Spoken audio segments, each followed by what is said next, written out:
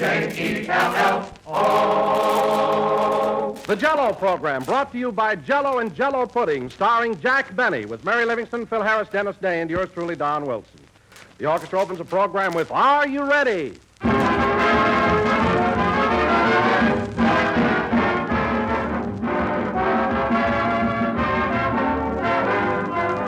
Ladies and gentlemen, have you a treat in store for you? What a grand surprise the moment you discover Jell-O's new locked-in flavor. Never until now has any gelatin dessert been able to bring you so much delightful goodness. Because up until now, gelatin desserts constantly faded in flavor while waiting to be used and brought you only a shadow of their original richness.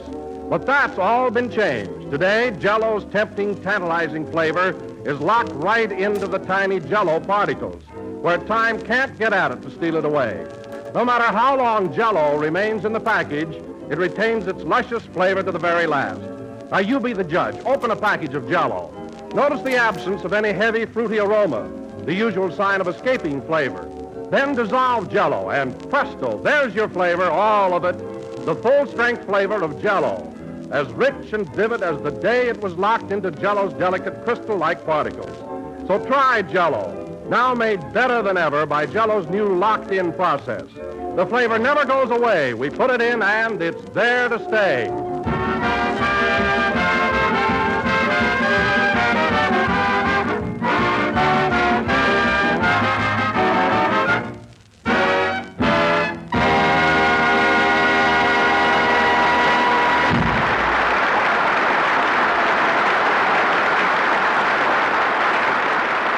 Was Are You Ready, played by the orchestra. And now, ladies and gentlemen, as you all know, next Friday, October 31st, is Halloween, and will be celebrated by gay parties throughout the land. Yes, sir. We'll play games and everything. So tonight, we bring you a man who always loses his bridge bobbing for apples, Jack Benny.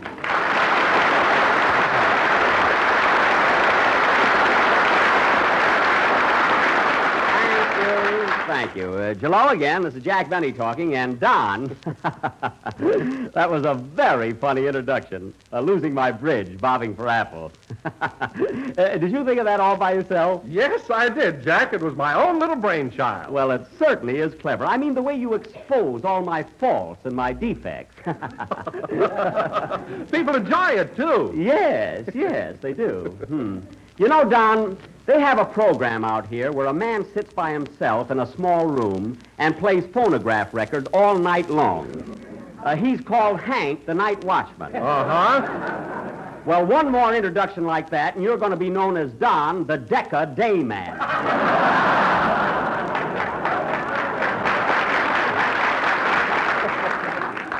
In other words, I don't want to set the world on fire. I just want to start a flame with your contract.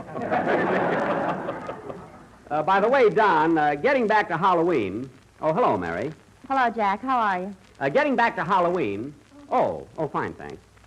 Getting back to Halloween... You didn't have to answer me, you know. What's that for? Coming in so mad. What's the matter with you today? Well, you know that new usher they got at the reception desk, that tall, good-looking fellow? Yeah? When I came in just now, he winked at me. Oh, a fresh guy, huh? He's not going to take me out tonight. Well, I don't blame you. I asked him, but he's busy.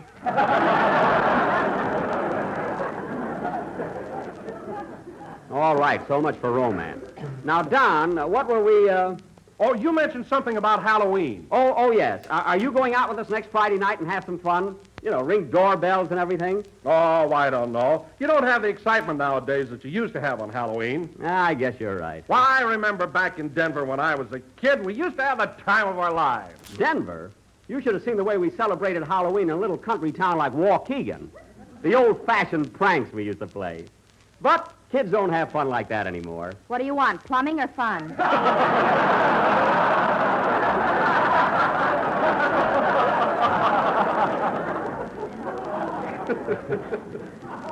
Oh, guys. Guys, Don, the things I used to do in those days. I'll never forget one Halloween. You know, I was a little boy then, and I took the chop suey sign off a Chinese restaurant and nailed it over the front door of our house.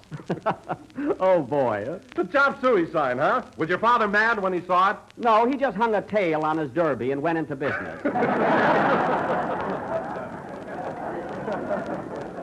That's how my sister Florence came to be known as Lotus Blossom.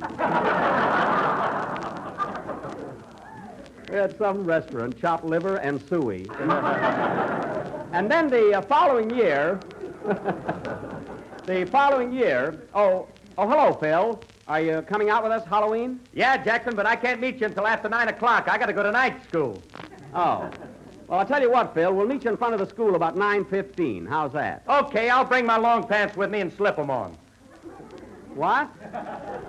Now, wait a minute, Phil. Don't tell me you wear short pants to night school. Look, Jackson, I'm in 3rd grade and I'm going to dress like it. Oh, by all means. 3rd grade, eh? The rate you're going, you'll get your Social Security and diploma on the same night. No kidding, Phil. Why don't you give up night school? Nothing doing. I don't want to be a maroon. That's moron. Look, Phil, just wear your short pants all the time. Say, I wonder if Dennis wants to come along Friday. Where is the kid, anyway? I called him yesterday, and his mother told me that he's been asleep ever since we got back from New York. Well, I'll be darned. See, I didn't know the kid was so lazy. What do you mean, lazy? You made Dennis share your berth on the train, then you snored so loud he couldn't rest for 4 nights. Oh, for heaven's sake, Mary. It's impossible for me to snore because I recently had my adenoids removed. I had an operation. Some operation. Rochester hasn't even got a license.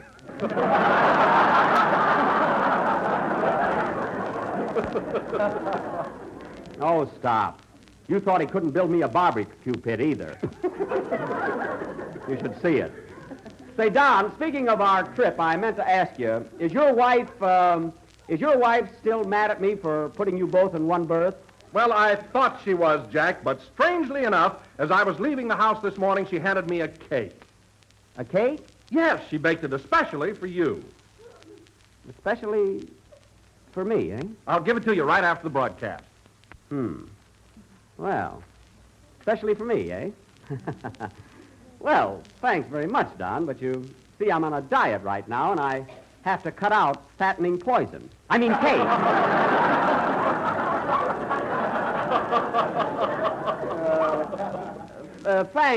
Thanks a lot, though. Oh, Jack, don't be silly. Mrs. Wilson wouldn't poison you. She's one of the nicest girls I ever met. Listen, Mary, I saw a show in New York called Arsenic and Old Lace, and 2 of the sweetest old ladies you ever laid your eyes on bumped off a dozen men. 12 of them. Yes, but they gave him elderberry wine. What you can do with wine, you can do with cake. I ain't eating it, sister. Oh, Jackson, don't act like a baby. All right, Phil, let's drop the cake and have a band number. Tell Peggy thanks, Don. Well, how about a number, Phil? What are you going to play? Now, wait a minute, Jackson. You won't laugh if I tell you, will you? No, what's it going to be? Poet and Peasant Overture. Are you kidding? Well, let's have it. I may be sorry I didn't eat that cake before this is over.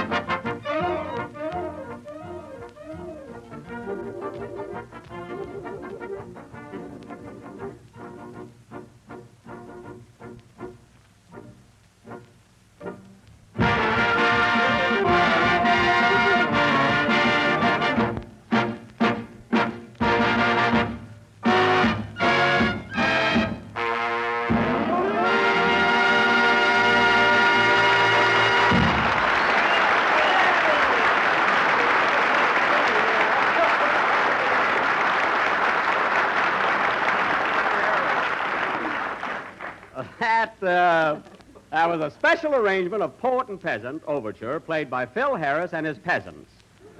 There can't be a poet in that bunch. That number was okay, Phil. You liked it, huh, Jackson? Yes, but I have one suggestion to make. If you're going to play a number like that every week, I think I'll have to augment your orchestra. Augment? Yes. Tell him what it means before he puts on his short pants again. Phil, augment means to increase or enlarge. For instance, you ought to add a bassoon to your orchestra, and a French horn, and a harp. Sorry, Jackson, the harp's out.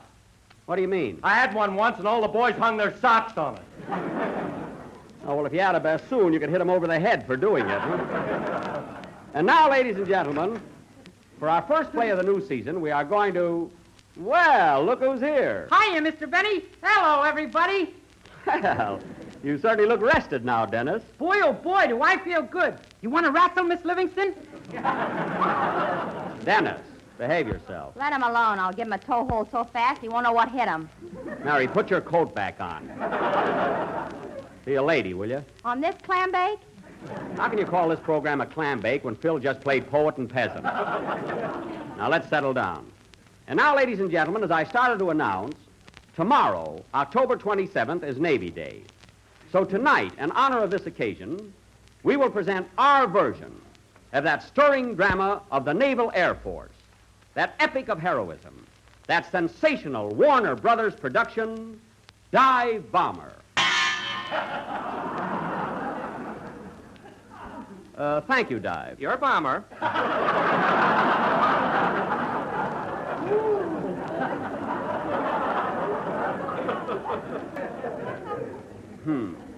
Now, in this sketch, I will play the part of the young flight surgeon as portrayed on the screen by dashing, daring Errol Flynn, which happens to be the most important role in the picture. Now, let's see. But, Jack, I saw the picture, and I thought that Fred McMurray, as the test pilot, had the most important part. Who? McMurray? Yes, he did some very heroic things. In fact, the audience applauded him the night I saw it. They did? Oh. Well, Phil, then you'll be Errol Flynn, and I'm going to be Fred McMurray. I'd never drop Flynn that fast. Never mind. Now, it's all set. Phil is Errol Flynn, I'm Fred McMurray, and Dennis, you're going to be Ralph Bellamy. Oh, boy, he had the best part of the whole darn picture. Who? Bellamy? Yeah, he was a great doctor, and the whole story was built around him. It what? Well, now, let's see. Phil, you're going to be Errol Flynn. That's settled. Dennis, you'll be Fred McMurray, and I'll be Ralph Bellamy. Yes, that'll work out fine. Now, let's see. Say, Jack, Yeah? if you ask me, Wayne Morris stole the whole picture. What? Who? Wayne Morris? Yeah, he was terrific. No kidding? Well, fellas, it's all settled. I'm going to be Wayne Morris. Yeah. Good. He wasn't even in the picture.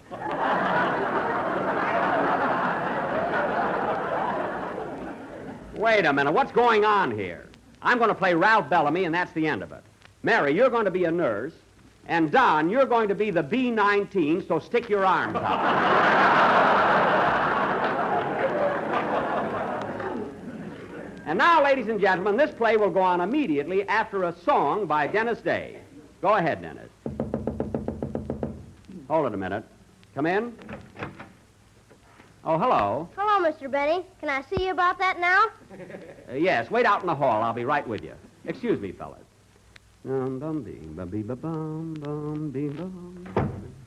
Say, that little boy looks familiar. Well, don't you recognize him, Don? That's the kid who was on the train with us last week. The one that said he was going to be a gag man for Bob Hope? Yeah, now Jack is trying to sign him up first. I'm going to open up the door and listen. Sure, kid. I know Bob Hope's a nice guy. But why do you want to work for him? In the first place, he's very tough to write for. What are you talking about? I can write 1,000 gags about his nose alone. You think that's something? Listen, kid, I've got rheumatism and flat feet. And you see this bridge? Yeah? Look, it comes out. Why, I'm a cinch to write for. Now, what do you say? Well, what's your offer? Now, listen, kid. You're young and you've got your health.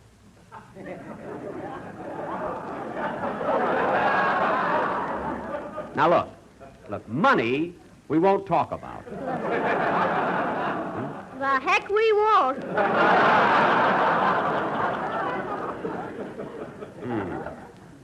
This kid's going to be tough, but he's clever. Now, look, son, by the way, what's your name? Barton. Belly laugh Barton.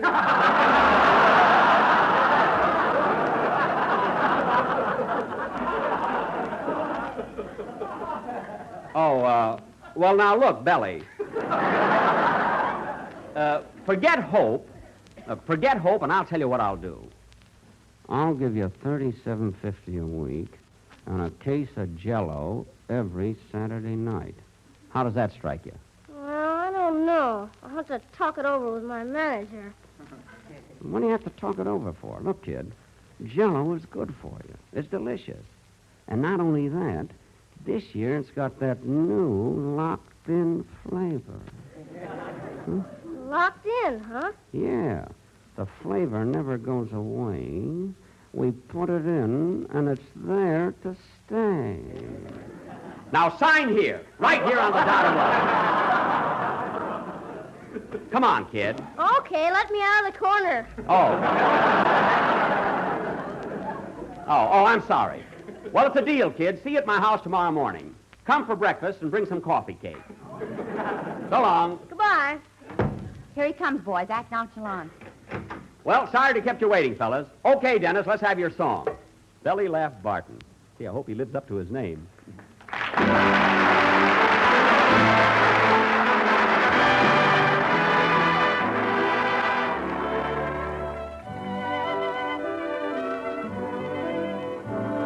I don't want to set the world on fire. I just want to start a flame in your heart. In my heart I have but one desire, and that one is you. No other will do. I've lost all ambition for worldly acclaim. I just want to be the one you love. And with your admission that you feel the same, I'll have reached the goal I'm dreaming of. Believe me, I don't want to set the world on fire. I just want to start a flame in your heart.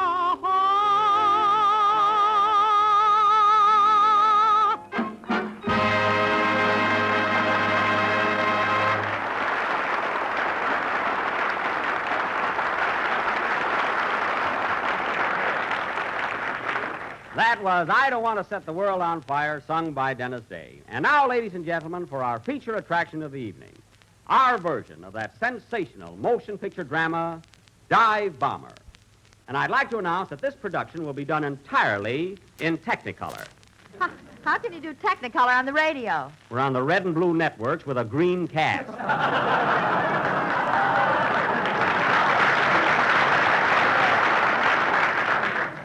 And Belly Laugh better do better than that one. Now, the opening scene is the laboratory of the famous flight surgeon, Dr. Bellamy, who at the moment is testing the reflexes of that ace aviator, Dennis McMurray. Curtain. Music.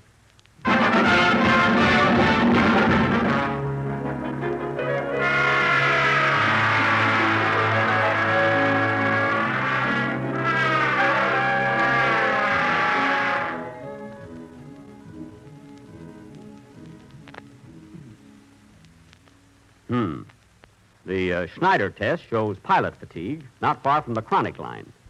A oscillograph, negative. What does the Ralph test show? What does it show, nurse? Pretty bad, Doctor. Look at this chart. I don't like it. This man's flying days are over. He's through. Washed up. You mean I'm not going to be an ace anymore?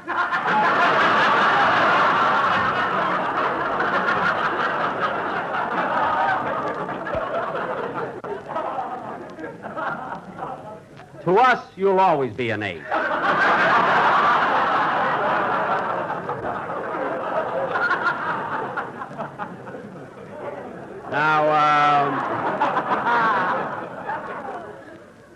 Now, let's see.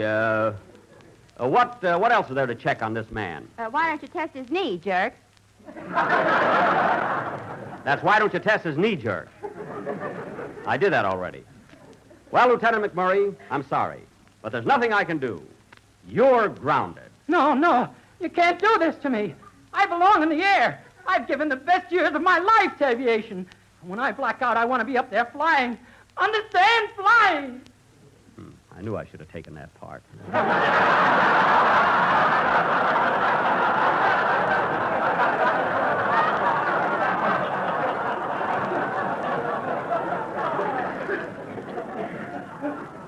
But I'm not beefing. This had to come sooner or later. It's just tough to step out of the ring when the main event may be ready to start. It's tough, I tell you. It's tough! No, I had to be Ralph Bellamy, stand around like a dodo.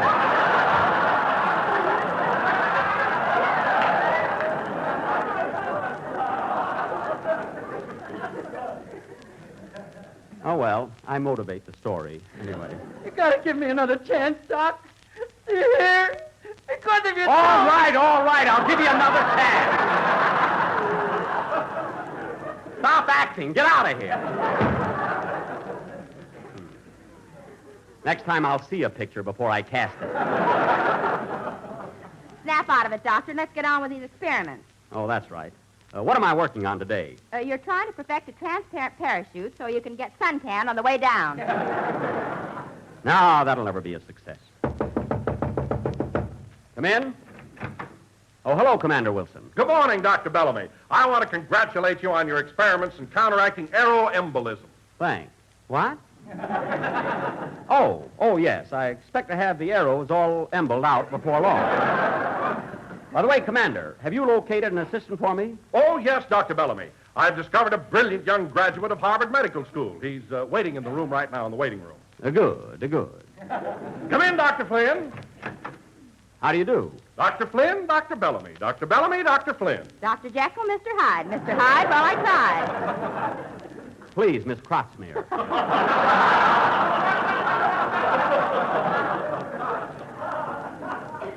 Please. Hey, she's not bad. I'm pleased to meet you, Dr. Flynn. So you're a Harvard man, eh? Yes, who's the tomato? Dr. Flynn, Commander Wilson tells me... Yes, I believe I have solved the problem of counteracting aeroembolism. For instance, why don't we make a bell? Well, Rubber, don't you- Pneumatic, inflated before the dive. But that would compress the upper part of the body and stop the blood from leaving the brain. It can't miss, I tell you, it can't miss.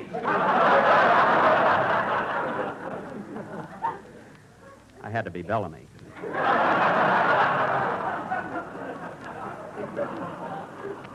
The most important part. Play it. Oh, well. That's a brilliant thought, Dr. Flynn. You'll get a medal for this. Oh, I don't want a medal. I'm not doing this for any paltry reward from human beings. Consider it my contribution to the progress of aviation.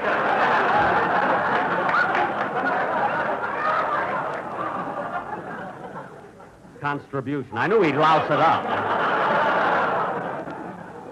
Now, look, Commander Wilson. Flynn's idea seems to be practical, but I've got a better one. What is it, Dr. Bellamy? I'll demonstrate. Hand me a pencil, Miss Krotzmere. Here you are. Thanks. Don't thank me. I'm not doing this for any paltry reward from human beings. I gave you that pencil because it'll stop the blood from leaving the brain. A pencil? What do I care about a pencil? I've got dozens of them. Dozens of them, do you hear? And consider it my contribution to the progress of aviation.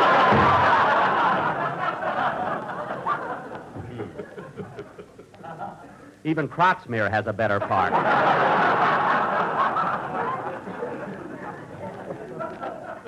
Well, come on, Dr. Flynn. That bell of yours is a good idea. Let's get busy on it. Okay, Dr. Bellamy. Going out to Kildare. Dr. Kildare, report to surgery. That's the other feature. This is dive bomber. Oh, pardon me. Come on, Flynn. We'll make that belt, or my name ain't.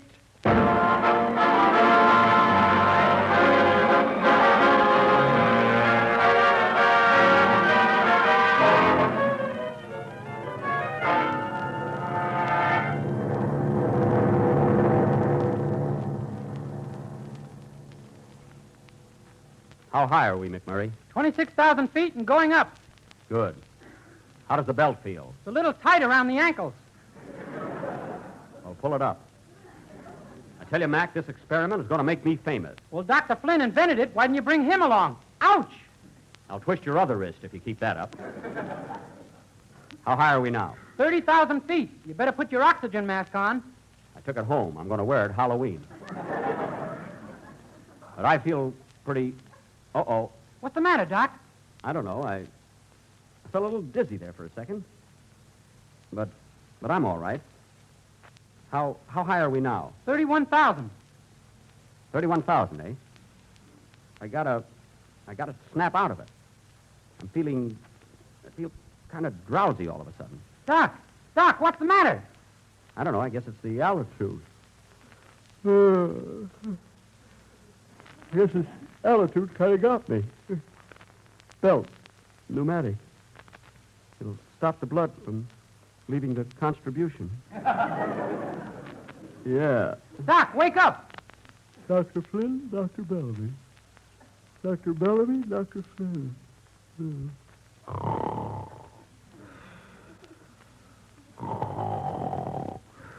Well, here we go again.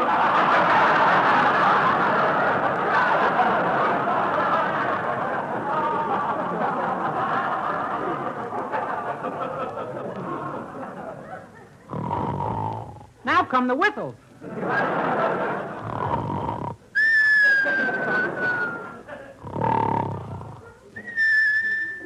Gee, he looks so peaceful, I think I'll count sheep and join him. 1, 2, 3, 4. No, that's an eagle. 4, 5, 6, 7.